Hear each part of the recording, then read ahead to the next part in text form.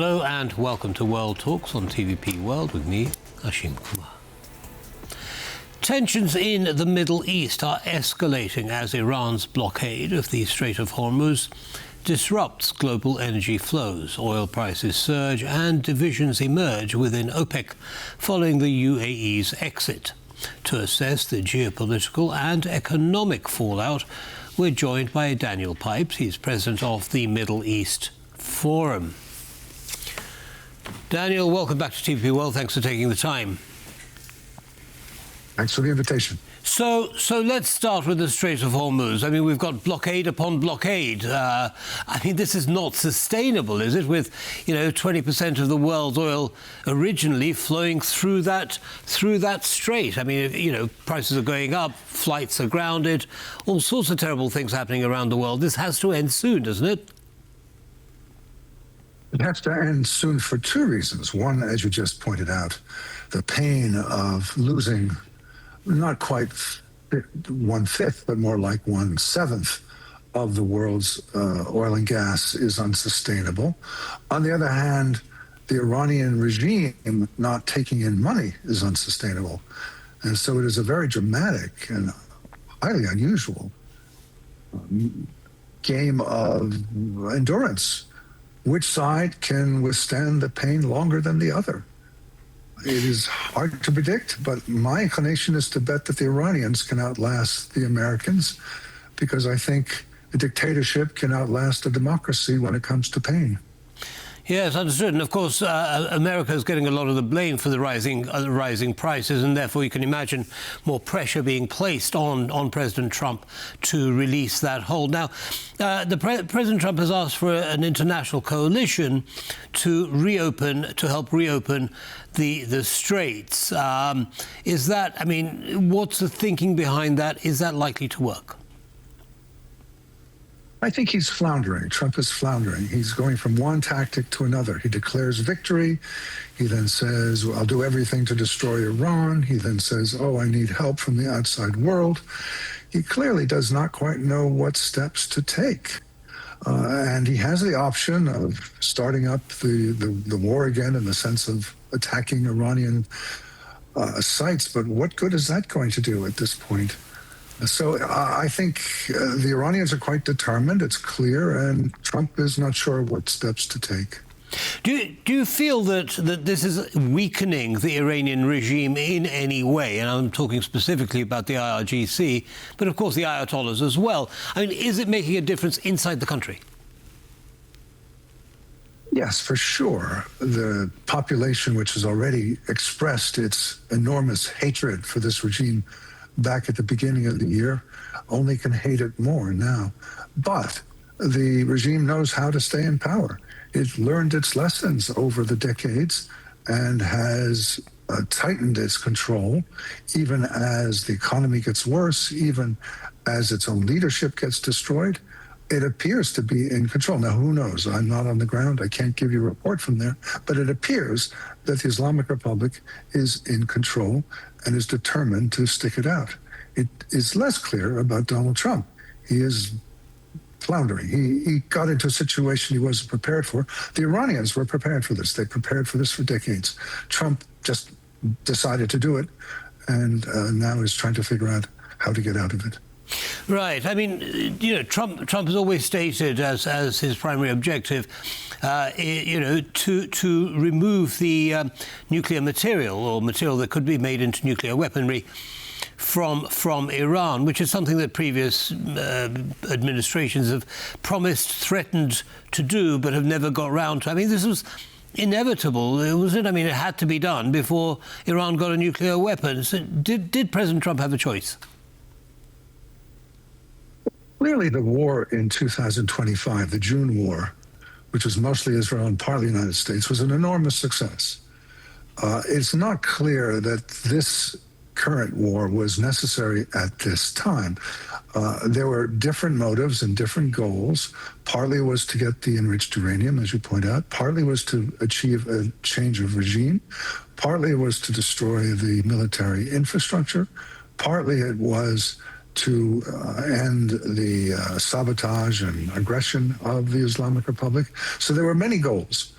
and there were conflicting goals, and the Israelis had goals somewhat different from the Americans.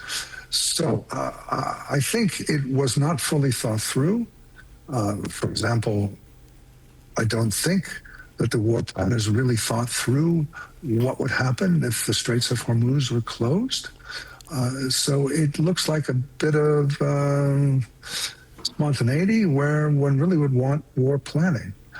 Let's hope that the planners at the Pentagon know what they're doing, and they have some ideas that I'm not aware of, you're not aware of, our audience is not aware of, and can pull this off. But at this point, I would say it looks like the Iranians are going to achieve more in terms of the endurance test than the Americans. Okay, now let's move on to the Gulf countries, Daniel.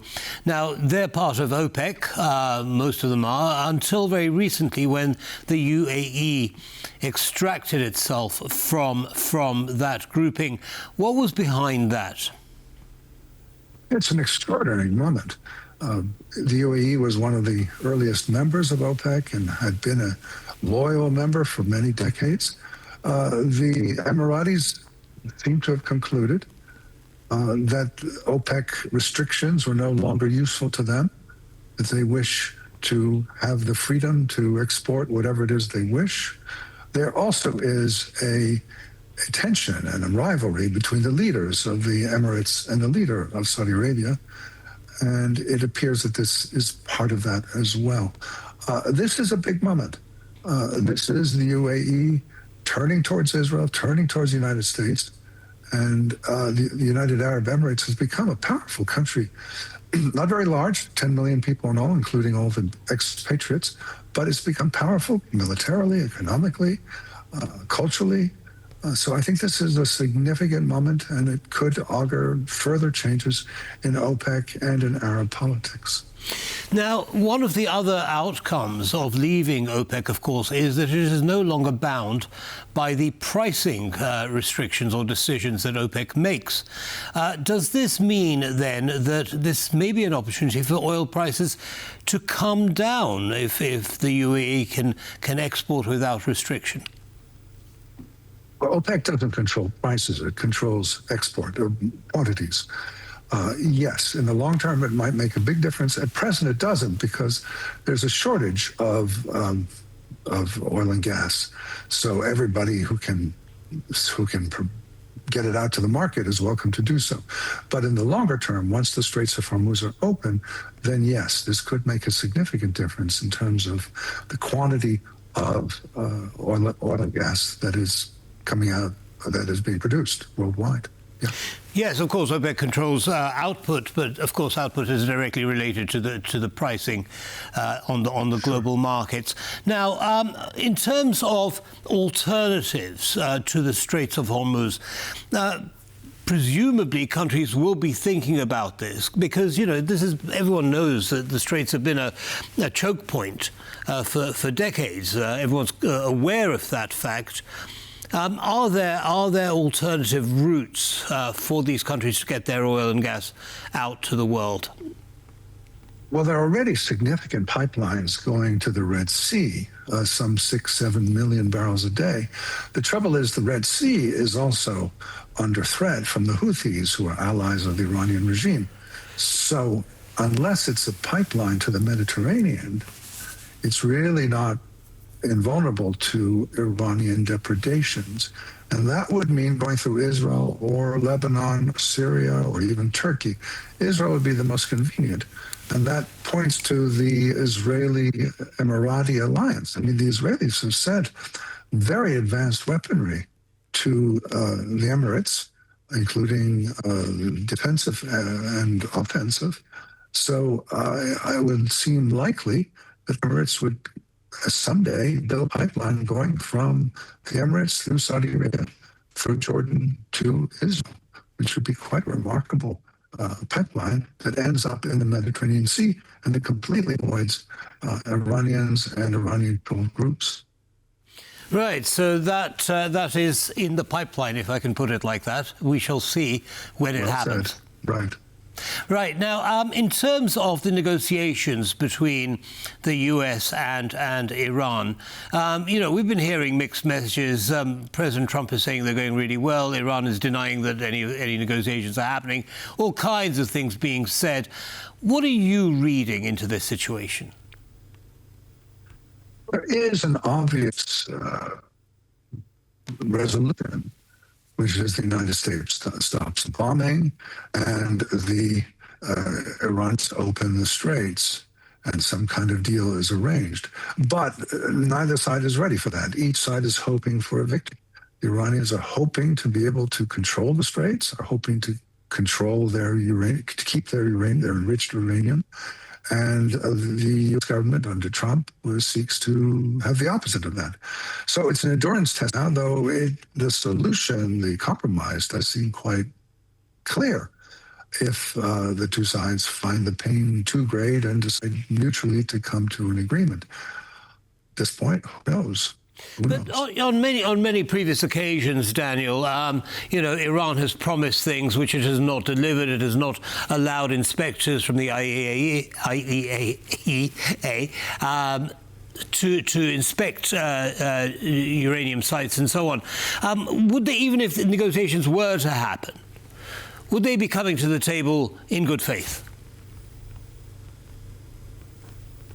I share your skepticism of Iranian motives, but were things to get so bad that they feel the need to come to terms, I think it would be likely that they would keep the terms for a while, if not forever, that they would have to abide by the terms to some extent. But I would not trust them, no more than I would trust other autocrats and dictators to keep their word in the long term. Speaking of autocrats and dictators, there has been a connection between, of course, Iran and Russia for years, with Iran supplying Russia with drones at the beginning of its invasion of Ukraine.